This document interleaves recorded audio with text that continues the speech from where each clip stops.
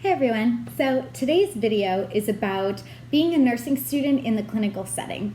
So when you first go into clinical, it can be very nerve-wracking and you don't know what to say to the patient, what to expect, what it's going to be like, and you can be a little bit overwhelmed. And for me, my first clinical group, everyone was extroverted. Like there were 6 of us and 5 of us were extremely extroverted and could talk to anyone and were so charming and they were just great. And I'm not an extrovert. I'm very introverted. I'm very shy. People think that I'm extroverted, but I'm not. So I was watching other students in the clinical setting and I'm like, oh my God, I'm the weak one. I'm the one that is, and it wasn't that I was being insecure or anything like that, but I was with people that were very vocal and very, could go in the room and talk to the patient, engage with the patient. And for me, being in, my past had been research, which was more like lab-based, or psych patient care, which is completely different than medical patient care. So I kind of had no idea what to expect, and I was thrown into this new situation, and I was just completely panicked. So if this is you, this is the video for you. Okay, so when I first started, that's where I was coming from. So now this semester, my 3rd semester, which just finished, I'm about to start my 4th, almost done. When I tell you, probably 75% of my patients in clinical told me how wonderful I was and that I was by far one of the best nurses, even though I was just a nursing student, that they had experienced. I actually had one of my patients, well, it was a husband and wife that I had taken care of for 2 days, came back the next week during my clinical to bring me gifts and be like, you were amazing. And I couldn't accept the gifts, but we gave them out on the floor. It was boxes of chocolates. It was wonderful. And they just thanked me and told me how great of a job I did. And I've never experienced something like that in my life. And that's when I was kind of like, wow, maybe I am good at clinical and patient care. So even though you feel inside like, I don't know what I'm doing, although this semester I actually did feel like I knew what I was doing. But first semester, you feel, or second even, feel like you don't know what you're doing, it's okay, because give it time and your patients will love you, So it's just when you feel like you don't want to go in there and that you're scared and you're nervous and all that anxiety, you just got to let it go. It can be uncomfortable, especially at first, with patients when you're handling their ADLs. If you have a patient that is paralyzed, you have to change them, you have to shower them. I mean, you're a new nursing student and this is new for you. Anybody would feel uncomfortable. I mean, that is not a comfortable thing for people that our whole lives we've been taught that, you don't show things, you stay covered, you wear clothes to, now you're walking into a room with a stranger and you're bathing them. I don't know that anyone would feel super comfortable doing that their first, second, third, even 15th time. You're just not, but after time you learn that this type of care, this type of empathy and compassion and, the love that you give your patients, you're really making a difference in their life. I think that this semester, it really hit me being in med-surg because so first semester, you're kind of like thrown into this whirlwind and you're like, holy crap, this is nursing school. I'm totally overwhelmed. And then second semester, we had pediatrics and maternity, so I didn't really deal with adults. And the adults I did see were mothers with new babies who were happy and healthy. But this semester, med-surg, seeing the ill patients really hit home for me that like, these patients are going through a crisis. Nobody is sick and happy. You know what I mean? You can be sick and look at the bright side, but I mean, you're not going to be sick and thinking that life is wonderful, all that. Like, you're going through some type of health crisis. Like, if they're scared, they don't know what's going to happen, or maybe they do and it's not what they want. They're not in control. They can't make choices. They can't go certain places or do certain things. And it's just, that really sparked the empathy within me of where I started to look at being a nursing student in the clinical setting is caring for someone. And it's almost like, I don't know if it's my motherly instinct or what, but like caring for a child. Like you see a child and they're just so like innocent and helpless, and you just want to like protect them and keep them safe. It's sort of like that. Like there's this patient going through this crisis, they're hurting, whether they're sitting there and smiling, they may be, but let's be honest, nobody wants to be in the hospital. Like nobody wants to be there. It's not a fun place to be, so you're that person that is holding their hand or talking them through what they're dealing with. I mean, a lot of the times, especially being a nursing student, you have the opportunity to really bond with these patients and provide them exceptional care, because you go in as a nursing student and you have 2 patients. These nurses on the floor have 6, 7 patients. They can't provide the level of care to those patients that you can as a student because you have the time. So, just so, for example, without, I don't want to violate HIPAA, so without getting too much into it, the patient that had brought me a gift the week later, she was confused, and she was a little confused, and people were kind of like brushing her off because she was going like in and out of being confused and then not being confused. And so I just started talking to her, and even though sometimes she would say things that were a little like, I don't think that's right, like,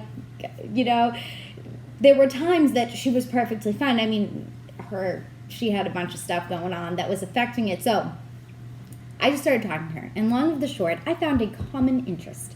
I found something that I really loved that she loved. And we sat there and we talked about it for 20 minutes. She was laughing. We were having a great time. But as the nursing student, I can do that. You know what I mean? I have the time to do that. So when you look at it that way too, it's kind of like, you can put that introvertedness you can use it as your strength, right? Because an extrovert's going to go in the room and talk all about me and blah, blah, blah. And, how are you doing? And it's just like a lot sometimes. I mean, extroverts are great all the time. But I'm saying as an introvert, we typically listen, right? So you find that common interest and you just let them talk. And they love that because nobody is there to listen to them. They're in the hospital. They can't have their significant other there a lot of the time because the rooms might be like 2 women and you can't have a man sleep over, so they miss their family, they miss their friends, they're stuck in this room. And I mean, how small those hospital rooms are for days, even weeks, so just the fact to have somebody sit and talk to them is really wonderful. Another tip, I actually learned this from a nurse practitioner my first semester. I watched her do it and I was like, I like that. So she came in the room and she had to do her assessment on the patient, like check in with them and talk to them. And she pulled up a chair next to the bed and sat down so that she was eye level, like eye to eye with the patient, and sat there and had a conversation. And I'm like, wow, I love that, because when I come in the room and I'm standing above the patient, I mean, I'm tiny, but still, you're above the patient, you feel like you're talking down to them, and it's kind of hard to have a conversation like that because you just feel like you're overpowering them a little bit. So I loved that whole pull up a chair, have a conversation, be a support for this person. So that's another thing. So being an introvert in clinical, first, identify why the patient is there and pull from that empathy and pull from that compassion to get motivated to make this person's experience be a positive one.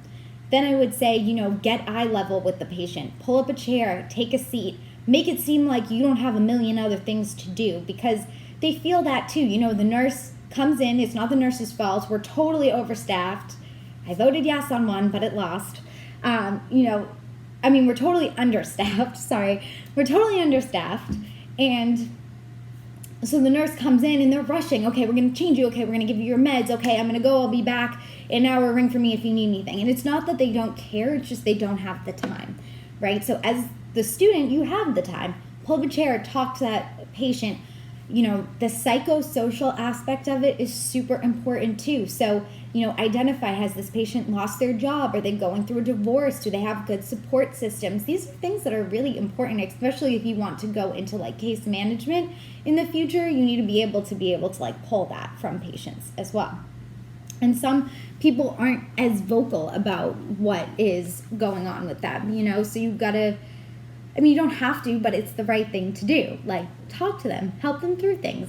And a big part of therapeutic communication, therapeutic communication is like a really big thing for me. And I think that's sometimes why I get overwhelmed in clinicals, because I'm always thinking like, what is the right thing to say?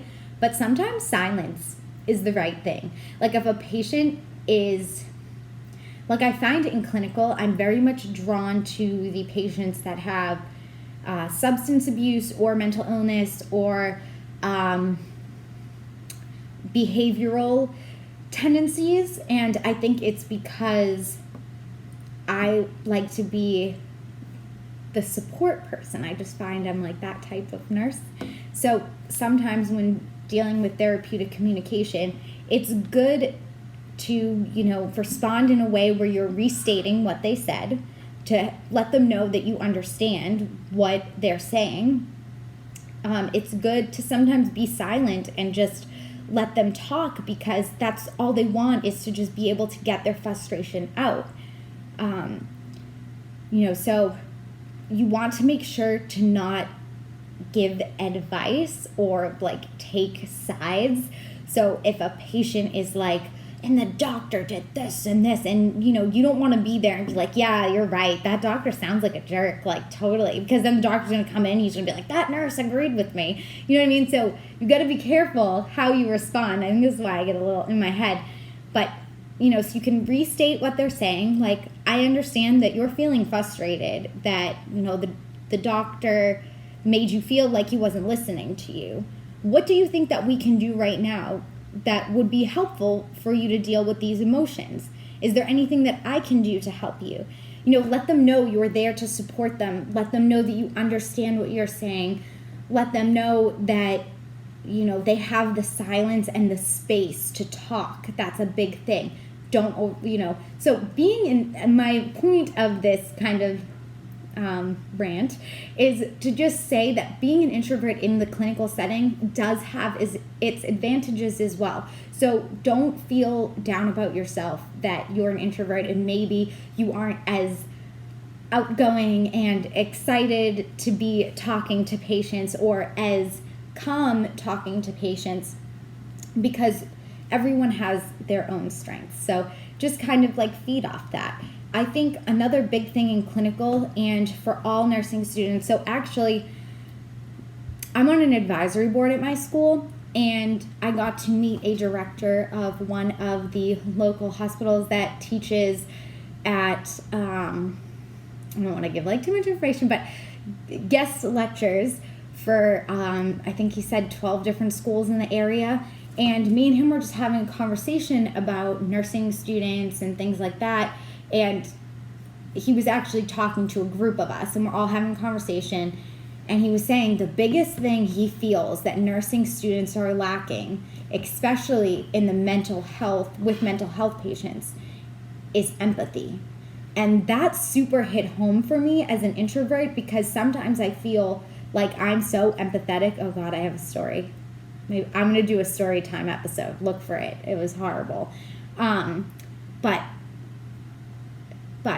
so he was saying the biggest thing he sees that's lacking is empathy. And that hit home for me, because I always feel like my empathy is a disadvantage. Like sometimes it's good, I can put myself in the patient's situation, but I'm very empathetic, and I'm like, I feel like I care too much sometimes, and I feel like, you want to stay professional. So there's that, like, where is the happy medium where you're giving the empathy to show you care, yet you're still keeping it professional. And, so you kind of, I feel like, oh my God, I'm too empathetic sometimes. Like, I've cried in clinical for things that people are like, why are you crying? And I'm like, I just feel so bad for them. You know what I mean? So you don't cry in front of them, but I mean like over elsewhere. And, so it's just, when he said that, it kind of made me think like, wow, this is something that I think I was feeling kind of insecure about, but I'm actually realizing maybe this is why I am drawn to those kind of substance abuse or mental illness or behavioral kind of patients, because I feel that that's where my empathy does give me strength. I mean, definitely in med surg, I mean, you see a lot of, and I don't even mean diagnosed mental illness, I mean, you just see a lot of patients in crises, and that's where I think my strong suit comes, because I can use that empathy to be understanding and caring and helpful and help them to support them and understand where they're coming from and make them feel that. So being an introvert, being empathetic, being in clinical and anxious and overwhelmed, I just want you to know that it's going to be okay. And soon you're going to be in clinical and you're going to be like, wow, I got this. I'm amazing. And your patients are going to be bringing you gifts, and it's just going to be awesome. So don't get down on yourself. Just keep going in there. Keep pushing yourself. Sometimes I find I will write a checklist of the things that I need to do when I go in the room, so that when I go in, like, I get everything done that I need to, and it's not like anything's in the back of my head like, do this, do that, like, don't forget to do this. Because the worst thing is when you go in the room and you do everything and then you forget one thing. Like, you know, when I first started, I'm trying to think what would be like the one thing. I would forget to take the temperature. That was like the one thing a couple times, because, you know, you take in the blood pressure cart and you go in, you take the blood pressure and you know, you do the O2, comes right off, attaches to their finger, and it's all like on this cart. I mean, some of them have the one that go across your head to take the temperature, but most of them don't. So I would do all the vitals or whatever, and then when I went in to do my assessment, that's when I'd have to take the temperature. That happened a couple times because, you know, the thermometers are like hidden in the room in the containers. So, but yeah, so it's just, you know, it's just keep doing it, keep going in there, and just gain that confidence. And you've gone this far. I mean, getting into nursing school is hard enough, so just keep trucking. Okay, I hope you guys enjoyed this video. Feel free to subscribe below and comment or send me an email. I love hearing from you all. Okay, I'll see you later.